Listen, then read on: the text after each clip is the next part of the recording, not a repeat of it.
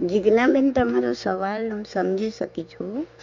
તમે એમ કહેવા માંગો છો કે હું દરરોજ એક જ તીર્થંકરની માળા પણ ગણું છું, સ્તવન પણ ગાઉં છું, બીજા તીર્થંકરને યાદ પણ નથી કરતી, પણ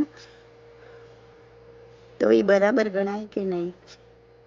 એ બરાબર ત્યારે ગણાય કે જ્યારે બીજા તીર્થંકરો માટે પણ તમારા મનનો ભાવ એટલો જ હોવો જોઈએ. ક્યારે પણ મનમાં એમ ના હોવું જોઈએ કે આ તીર્થંકર જ, એ સિવાય કોઈ નહીં, મને તો આ જ ફળે છે, મારે તો આનું જ ધ્યાન કરવું છે, એવો ભાવ ન હોવો જોઈએ. અંદરનો ભાવ તો ભલે તમે એક જ તીર્થંકરની માળા ગણો કે એક જ તીર્થંકરને ધ્યાન કરો, પણ હું તીર્થંકરનું ધ્યાન કરું છું. કોઈ નામ સાથે લેવા દેવા નથી.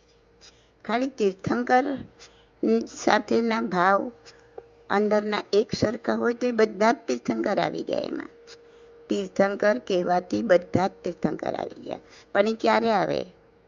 ખાલી બોલવાથી, શબ્દો બોલવાથી કે માળા ગણવાથી નથી આવતા.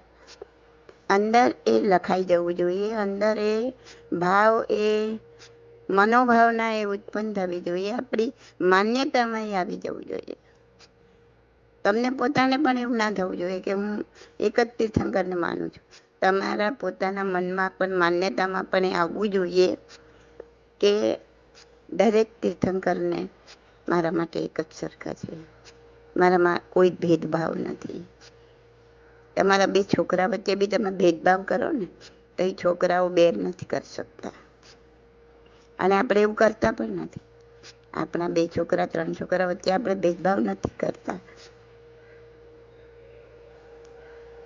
તો આ તો જગત પિતા છે, આ તીર્થંકર છે, તો આપણા અંદર ભેદભાવ ના હોવું જોઈએ. તમે માળા 1ની ગણો, 2ની ગણો, એની સાથે કોઈ લેવા દેવા નથી. જ્યારે તમે 1ની માળા ગણો છો ને, એક તીર્થંકરના નામ, ત્યારે એમાં તીર્થંકર તો બધા જ સમાઈ ગયા. જો તમારી માન્યતામાં હોય તો. તમારી માન્યતામાં ના હોય તો ના સમાય. એ ત્યારે જ સમાય જ્યારે તમારી માન્યતામાં જડબે સલાક બેઠેલું છે કે બધા જ તીર્થંકર પ્રત્યે મારો ભાવ સમાન છે. એ ભાવ લાવવો બહુ દુષ્કર છે, પણ અશક્ય નથી. તમે નવકાર મંત્રની માળા ગણો છો ને, એકાદ માળા નવકાર મંત્રની એની સાથે ગણો, અથવા તો મનમાં રટન કરો નવકાર મંત્રનું. અને જ્યારે નવકાર મંત્રનું રટન કરો છો ત્યારે નમો હરિહંતાણમાં બધા જ તીર્થંકર આવી ગયા વર્તમાન, અને નમો સિદ્ધાનંદમાં બધા ભૂતકાળના તીર્થંકર આવી ગયા. નવકાર મંત્રને મહાન મંત્ર જ એટલા માટે કીધો છે કે એમાં કોઈ સ્પેશિયલ વ્યક્તિને નમસ્કાર કરવામાં આવ્યા નથી, કોઈ સ્પેશિયલ વ્યક્તિને એમાં મહત્વ આપવામાં આવ્યું નથી. એમાં ક્યાંય ઓમ નમઃ પાર્શ્વનાથાય, ઓમ નમો મહાવીરાય, ઓમ નમઃ શિવાય એવું કશું જ આવતું નથી. કોઈ વ્યક્તિગત મહત્વ નથી.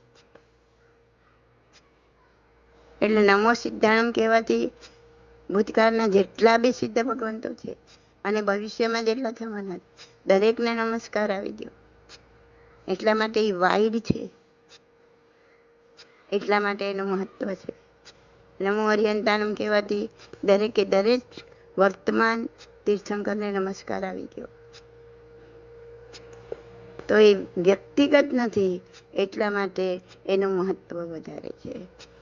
તો જ્યારે તમે નવકાર મંત્ર ગણો છો ત્યારે પણ તમારા મનમાં, તમારા ધ્યાનમાં બસ એક જ ભગવાન હોય, અને બીજા કોઈ ભગવાન પ્રત્યે તમને કોઈ રિસ્પેક્ટ પણ ના હોય, તો એ નવકાર મંત્ર પણ ના ફળે.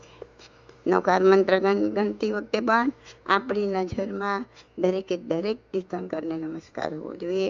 દરેકનું સ્થાન આપણા